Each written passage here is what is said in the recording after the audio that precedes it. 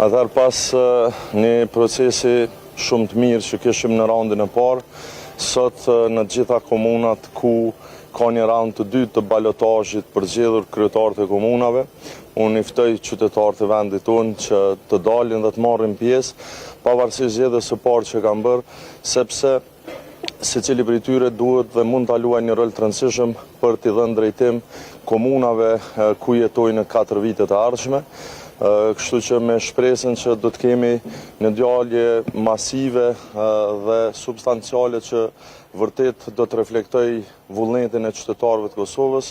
uroj që edhe ky proces të shkoj me rregull, ashtu siç ka shkuar edhe raundi i parë, dhe që qytetarët vërtet të vendosin për të ardhmen e tyre ashtu siç dëshirojnë ata. Është një ditë e mirë për Kosovën, është ditë e mirë për komunat dhe besoj që sot përfundimisht do të kemi një përmbyllje të një procesi i cili i jap drejtim edhe vendit tonë për 4 vitet e ardhshme. Do të rikati që me qenë se nuk jeni garë në Prishtinë, çka presni vazhdimsi qeverisës apo ndryshe? Unë jam qytetar i Prishtinës, pavarësisht që zgjedhja e parë ndonjëherë, siç e thash, mund të mos jetë në garë në raundin e dytë, konsideroj që është obligim i të gjithëve që